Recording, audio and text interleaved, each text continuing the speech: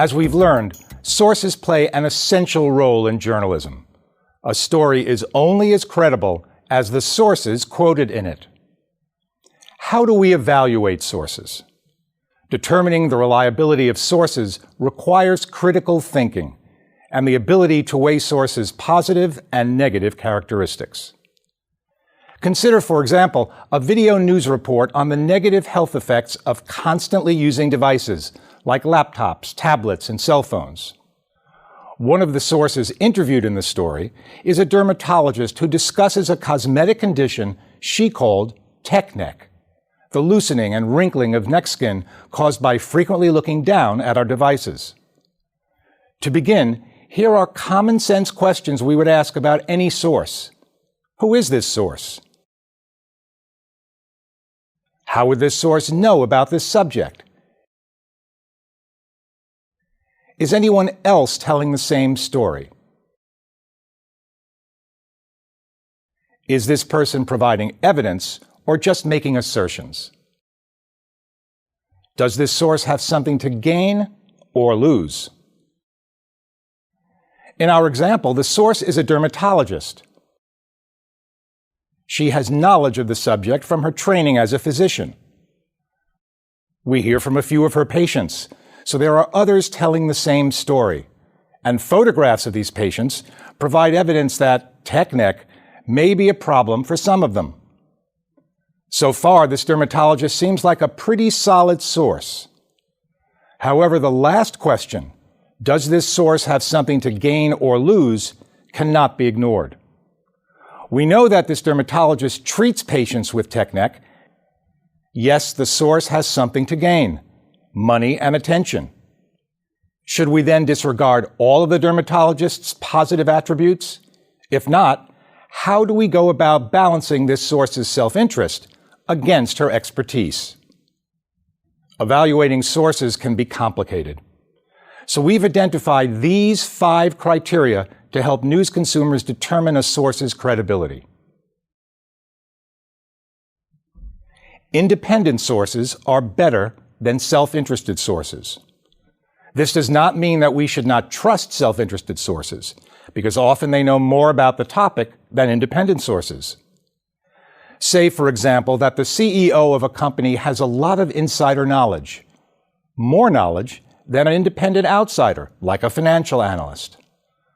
But a CEO has a strong motive to say only positive things about the company and gloss over the negatives.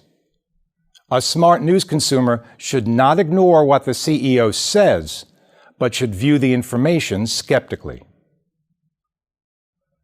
Multiple sources are better than a single source. This means that when more than one person quoted in a story confirms certain information that has been given by other sources, that information should be considered more reliable. To put it another way, you should ask, is there anybody else in this story who independently confirms or corroborates the information? You wouldn't believe a report that classes have been canceled if you heard it from just one person. You'd want confirmation from reliable sources. Sources who verify are better than sources who assert.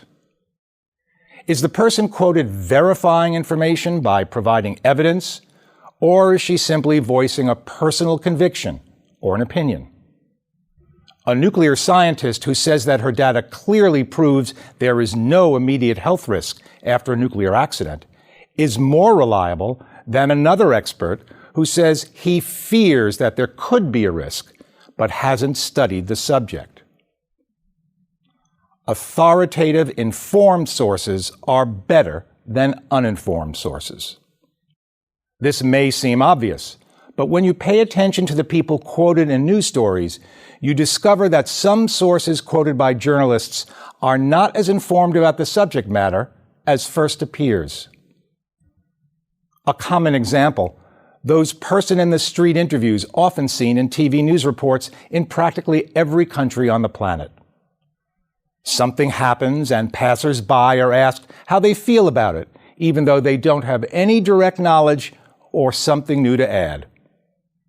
It's fine to hear short sound bites about what others think, but they are not informed sources.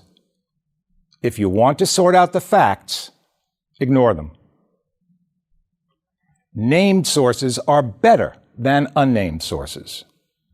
Again, this seems obvious, but there are many important and sensitive stories, corruption investigations, major policy disputes, in which informed people won't talk to journalists unless their identities are protected.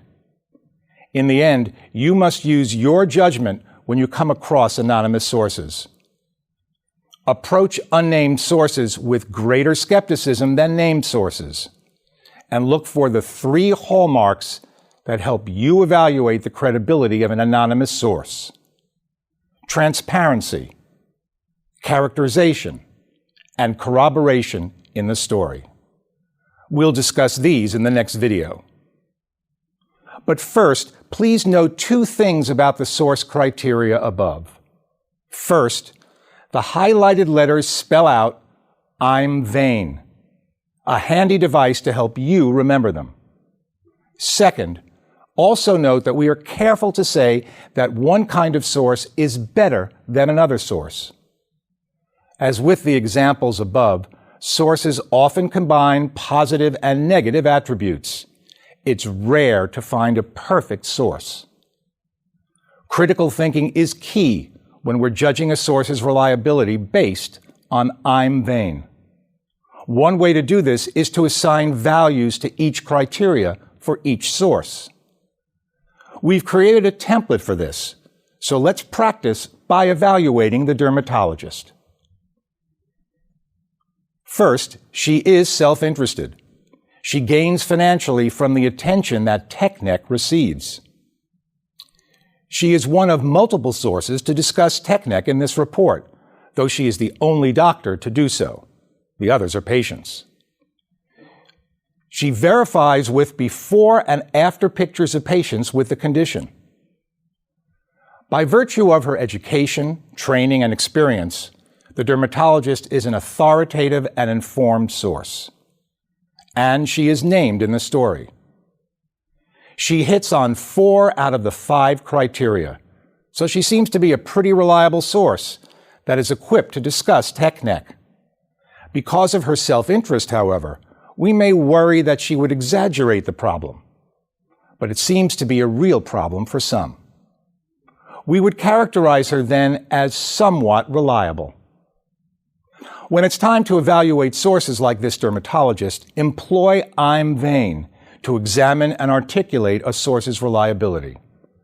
By evaluating sources' reliability, you are evaluating the very reliability of the news report of which they are a part.